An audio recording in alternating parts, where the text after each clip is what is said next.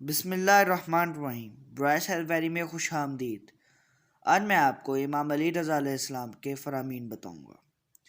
اگر جنت میں محمد آل محمد کے ساتھ ہونا چاہتے ہو تو حسین کے قاتلوں پر لعنت کرو۔ اگر زمین لمحہ بھر حجت سے خالی ہو جائے تو یہ اپنے اوپر رہنے والوں کو نگل لے گی۔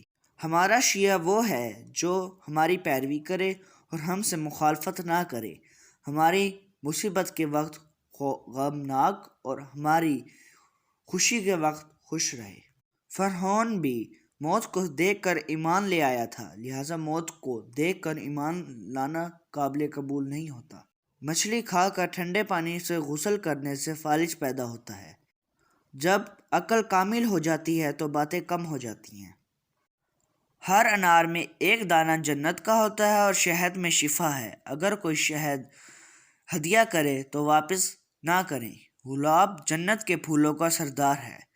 جو زیتون کا تیل سر پر لگائے یا کھائے تو اس کے پاس 40 دن تک شیطان نہیں آئے گا۔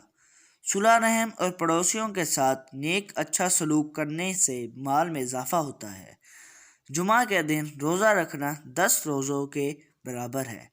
کھانے کی ابتدا نمک سے کرنی چاہیے کیونکہ اس سے 70 بیماریوں سے حفاظت ہوتی ہے۔ اچھے اخلاق والا پیغمبر اسلام صلی اللہ علیہ وسلم کے ساتھ قیامت میں ہوگا۔ اہل بیت کے مسائل سفینہ نوح جیسے ہیں، نجات وہی پائے گا جو اس پر سوار ہوگا۔ خدا سے روزی صدقہ دے کر مانگو۔ ہر شخص کا حقیقی دوست اس کی عقل اور اس کا دشمن جہالت ہے۔ جب بھی تم پہ کوئی سختی اور پریشانی کا وقت آئے تو ہم اہل بیت کے ذریعے خدا سے مدد مانگو۔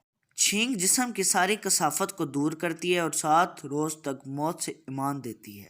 بچوں کے لیے ماں کے دودھ سے بہتر کوئی دودھ نہیں۔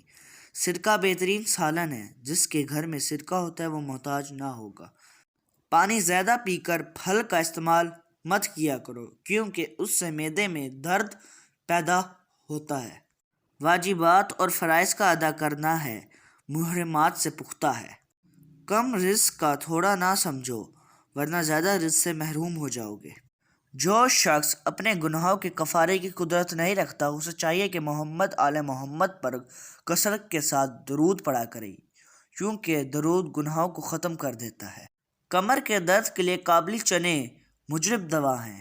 انہیں غذا سے پہلے کھایا جائے یا بعد میں مطلوبہ نتائج حاصل ہوتے ہیں۔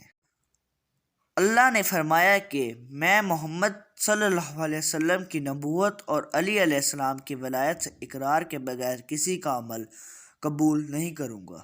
محبت اہل بیت کے سارے کہیں عمل صلح اور عبادات میں کوشش کو چھوڑ نہ دینا اور نہ ہی عبادت کے بلبوتے پر محبت اہل بیت کو ترک کرنا، اس لیے کہ عبادت اور بندگی محبت اہل بیت کے بغیر قبول نہیں اور محبت اہل بیت کے عمل صلح اور بندگی کے بغیر قبول نہیں۔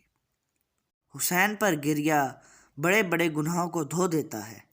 جو خدا کی تشبیہ اس کی مخلوق سے دے وہ مشرک ہے، اور جو خدا کی طرف ان چیزوں کی نسبت دے جن کی ممانعت کی گئی ہے وہ کافر ہے۔